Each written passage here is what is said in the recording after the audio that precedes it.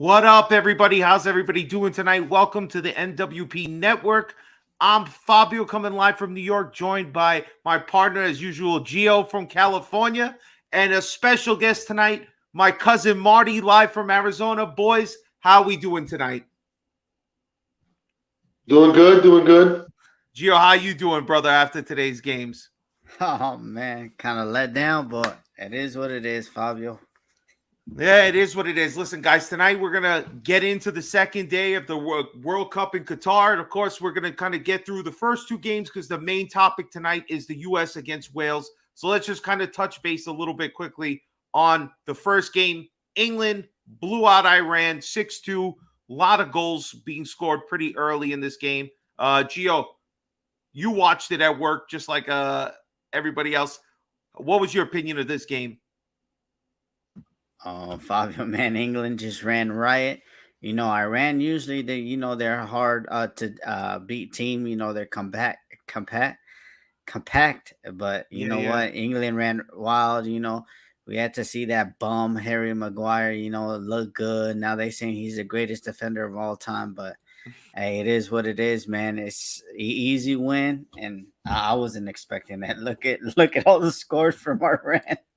Yeah, I mean, a lot of bad scores. Marty, as somebody who mainly roots for the U.S. national team, not what you wanted to see in the first game, I guess, on England's side, right? This kind of crazy output of goals. Yeah, I was not expecting that. They hadn't won like three in a row. Their last six, they hadn't even gotten a victory. So I wasn't expecting them to play bad or lose, but 6 goals is a lot of goals to put up. With the goal differential makes a big difference.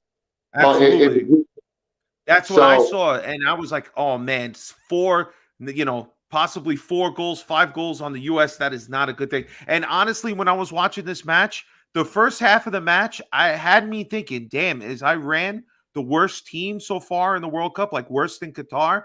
But at least they were able to pick out 2 goals before the end of the game. So what more is there really to say about this game? England blew them out, and that's why we're going to kind of quickly move on to the next game, which was the Netherlands and Senegal, which was a closer game for most of the game.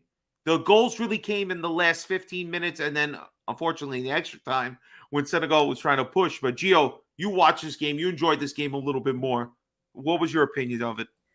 Man, it was a good game, and I think what Senegal missed was Sadio Mane, man. They didn't have a killer up front. Sar, a guy that's linked to our club too, Milan. He's looking good. They had a lot of pace. They were winning a lot of the midfield, and stuff like that. But, they didn't just have a striker. That's all they needed because they were getting good chances, but they didn't have anybody to put it back in the net. And then Netherlands at the end, they took the chance. The guy that I'm looking at for the whole World Cup, Cody Gakpo, man. I think this is the tournament where everybody sees that he has arrived as a player, and hopefully he could be wearing a Milan shirt at the end. You know what? When I heard the name come up, I was like, God damn, that's that guy Gio keeps talking about. He wants him. But Marty, what was your opinion of the Netherlands Senegal? I mean, it seemed way more interesting initially than England's game, right? Yeah, it was more competitive, if you want to say that. But yeah, same thing. Like I picked Netherlands to get out of the group, so I wasn't surprised too much. But the Netherlands defense always is good, but their offense was a little. They don't seem to have like a dynamic playmaker. The Gapco kid, I don't know too much. He had a nice goal, the header, so he can maybe be that player. But they didn't like. They're not one of the. They're not like the old Netherlands with Robin and all those guys. But they're definitely. I feel like they can still get out of the group. So and that's the group USA would play. First and second. Depending on the finish. So watching those games just to kind of like an early scouting. You never know who's going to get out of the group, but it was interesting to see. Senegal, like you said, without Mane is a big, big loss. It is a big loss. And no Balotelli. What happened? He got hurt, twisted his ankle while he was training. Fucking guy. But yeah, I'm looking at this game obviously because of Ecuador's 2-0 finish. Now they're both tied on goal differential. That makes Friday's game even bigger between Ecuador and Netherlands. So, all right, let's get to the main event, baby. All right, this was the game I was most hyped about. USA, Wales. And listen, guys, let me just say my part here. USA came out and they fucking looked the part. They played well. They were attacking. Wales was asleep most of this game. And it wasn't until we scored a beautiful goal by the son of George Weah, baby. Unbelievable play between him and Pulisic. Great play. Unbelievable goal, right? I thought they were cruising. But of course, for some reason, by the end of this game and an idiotic foul from Zimmerman, who had been pretty solid the whole game, him and what's the other center back's name? Ream. Yeah. Ream had a great game, man. Everybody was playing pretty solid. I thought Dest was a little erratic, and the striker was almost useless for most of the game. Sargent, yeah. That header that hit the post like in the first 10 minutes, but that's it. Yeah, other than that, he didn't really do much. See, that's the problem with a lot of guys. Like you said, the second half, we went downhill a little bit. I think it's because right now, a lot of the guys, they haven't been playing 90 minutes like the whole season. Sargent has been playing, but he's more, he has to get service. I didn't see he didn't make a lot of runs, but he didn't get a lot of passes either. Yeah. But like guys like Pulisic and the Weah, they haven't played 90 minutes. So you could see the second half, they started getting a little tired. Cramping up like crazy too. Yeah, definitely. But and the referee was atrocious. This is the worst. I mean, it was crazy. It was insane. Giving yellow cards for stuff, then not giving yellow cards, and then giving other ones. I mean, yeah, he was every time Wales would get a cramp, he would stop the play. Then Pulisic gets tackled and he's hurt, and he didn't stop the play. Like literally 2 minutes later, it's like this crazy. The referee was really bad, really, really bad. I agree. Gio, what was? I know you had a couple of things because you didn't like the initial lineup that you saw because you thought somebody who came into the game should have been starting. But what was your opinion of this game? What Marty said is true, man. None of that's what might hurt us. I think Tim Ream, Anthony Robinson, Aronson, who's on the bench. I think those are the only guys that playing continual minutes for their club team. Everybody else, look at everybody else. Des, he comes in here and there, for us and stuff like that. You're dealing with injuries too. Yeah, so I mean, I think that's what got us at the beginning. But I didn't really like the lineup.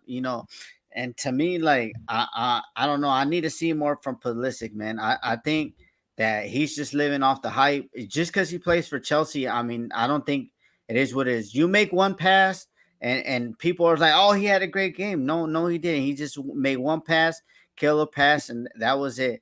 And a lot of his crosses were really bad. Corners really bad. Like there was a lot of crosses that left a lot to be desired with Pulisic today. And even look at what. Go ahead.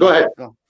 Yeah, man of the match was Adams. He was all over the field. 100%. He was doing his thing. His position doesn't get stats. Like he's not going to have assists and this and that, but he was all over the field. He was stopping plays. Musa was okay next to him. McKinney had a horrible game. He should have been subbed out at halftime or like not even started instead of Aronson. Reyna didn't even get on the field. Everybody was thinking he was hurt after the game. Berhalter, what I saw, he was like, no, he'll be ready the next game. He didn't give a reason. I just think he was trying to keep the 1-0 lead. Like once it hit the 60th minute, all the subs he made was just to stay in the lead, not to keep going forward. That's the way I also felt when they made those key substitutions where they brought in Yedlin and they brought in Acosta and who was the other person that they brought in? Eriksson. That he kind of lost the flow of the game there. They couldn't get themselves going. And then, I mean, how do you say that this guy is the man of the match when he hasn't done anything the whole game, but Zimmerman's stupid foul gives him the penalty and fucking what's the goalkeeper's name? Rogers? No, Matt Turner. Turner. He made a sick hand on it, but it was just too powerful, and he knew it when he hit it.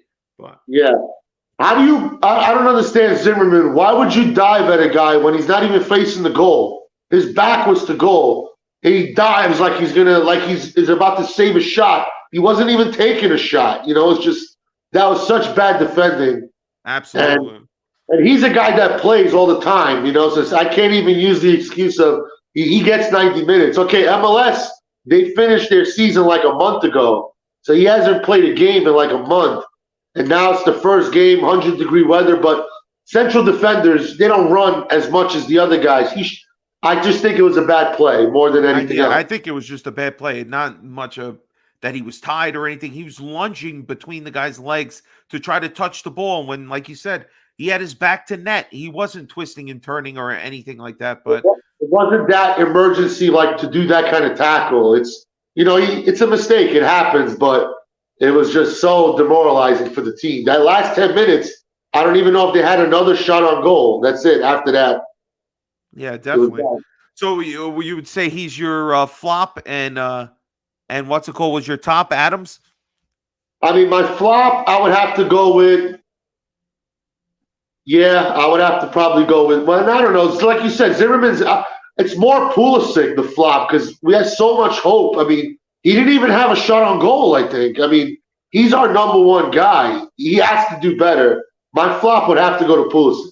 All right, Gio, who's your top and flop of this game? Hit the mic. Hit the mic. No, You didn't give Marty his top or flop. He did. Adams. Okay. Now, for me, the flop was Sargent. 74 minutes. What was he? He couldn't even hold up the ball, man. And to me, my top is gonna be Anthony Robinson. I think he's a unit, man. He knows how to defend, and I can't wait for him to grow even more, man. He was just so well, especially after a guy, that Milan found out that he had like a heart condition, and he has grown since then. But There's rumors that I don't mean to cut you off, but speaking of Robinson, I know you guys are not going to like this, but Inter is looking at him to sign him. They say, yeah. You better not go there. Yeah. No, but to me, I don't know why I don't know Ricardo Pepe. I don't know why they left him at home, to be honest. But Sargent, I don't know. He's not. I don't It's just know. because he's playing really well right now in his club. He's in Norwich City, I think, and where the championship. He's got like 10 goals in like 14 games. He's playing. Yeah, that's why he's like super hot. Yeah. For Sargent, it was more. He didn't really get service though. Like, I like that one. But he didn't make runs. Like the run Weah made was a beautiful run. Mm-hmm. Sargent didn't do anything like that except for the header. That first header was a nice little diagonal run. But yeah, other than that, like I forgot he was on the field. I agree. Yeah, most of the time, Sargent wasn't really a player. For me, because I was paying attention to really Dest. Who was your top, Gio, before we go on? My top, no, Anthony Robinson. Robinson. Yeah, Right. no, to me, what change was bad? He put in Aronson, who's an attacking midfielder, for McKennie, who was like a box-to-box defensive. That changed to me. Beltalter needs. I don't know what he was thinking, but like that doesn't make sense. He should have put in Kellen Acosta, who's more like a box-to-box. He put him in after, but that's when he made like a change. I didn't understand that because Aronson is more like a left winger. You could put him as a cam. He's not gonna do like the defensive work, So Yeah. That's why they should have probably got Pulisic out of that winger spot. That's what we kept saying. But all right, my flop was again because I'm paying attention more to anything. Obviously, it's Zimmerman, but like I was watching Dest and I was not impressed by what I was seeing from Dest today. He definitely needs to play better, especially being a Milan player. I expect to see some sort of hopefully some growth during this World Cup, but he has Yedlin behind him, and I don't think Yedlin's going to be stealing his starting spot. But he already has a yellow card, which now the whole game against England, and Dest is not very bright sometimes. He makes stupid challenges. So, like, it's very probable we're going to have Yedlin playing possibly in the third game if that's like the decisive game for us. And I don't really like that. That was definitely bad look up from Dest. But Zimmerman's number one, the flop. I mean, horrible tackle, sliding between the guy's legs, gives up the penalty that costs the 2 other points.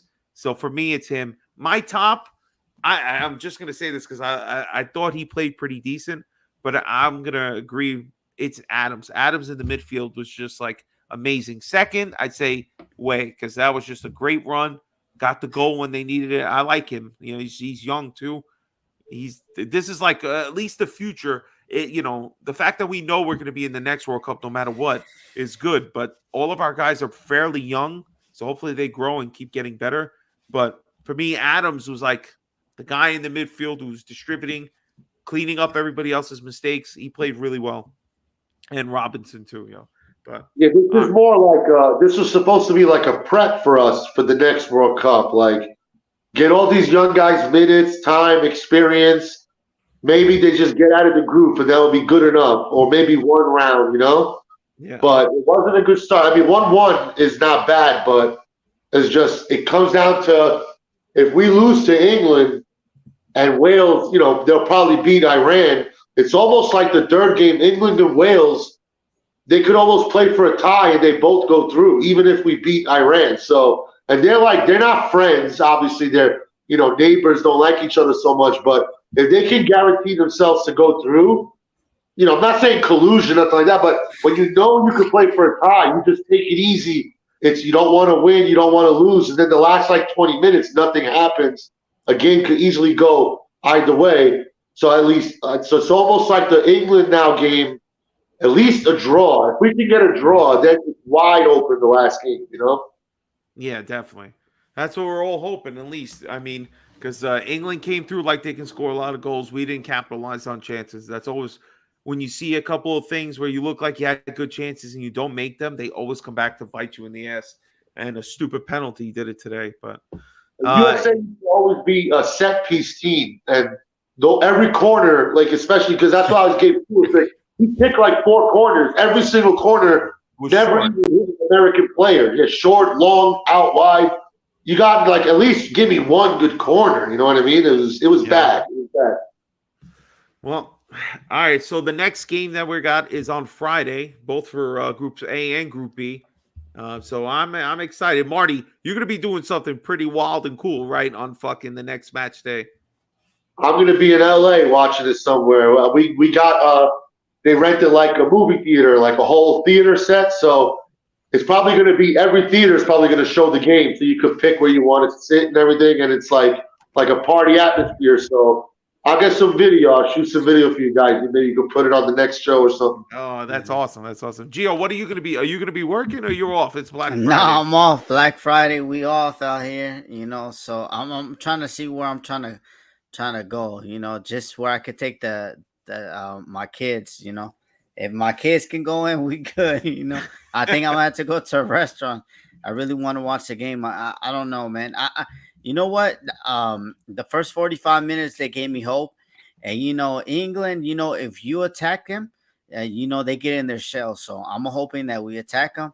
We got our young gunners, Aronson. We got Reina in the game starting, and we could do some damage because they got a lot of talent right there. And I'm just really hoping they just have to come out like they did today with more heart and then just be clinical and then not just give up any plays. Because if we attack England, they're not going to know what to do. Southgate's going to go in his hole and he's going to start defending with 7 men at the back. Because I think they went with a 3-man. They went with Dyer, McGuire, Shaw, I think. Those 3. Those guys are old. They're not fleet of foot. If Way or Pulisic can get in behind them with some speed, we can make damage. But their offense is top shelf. They got, guys, Grealish coming off the bench, I think. Did he come off the bench and score? I don't even think he scored. Yeah, he scored the last goal. Yeah. So it's as much as I want to beat him, I want to have confidence. I'd be happy with a draw at this point, because it's a long tournament. Like we said before, our guys haven't got 90 minutes. The fact that the tournament was in the middle of the season, there was no friendlies. So maybe 2-3 games in, they could finally start to gel and start playing good. By the Iran game, like I said, if we could just get a tie against England, I think by the Iran game, everyone should have good minutes. We could gel. and then we could start, make a push, make a run. It could be fun. Absolutely, man. I still think the USA has a chance. England's not that good. They just beat up on a bad team today. That's all it is. Iran has a lot of stuff going on at home with the protests, and so the players, once they went down like 2-0, they probably just started giving up. They're not used to that. Those players don't play in Champions League.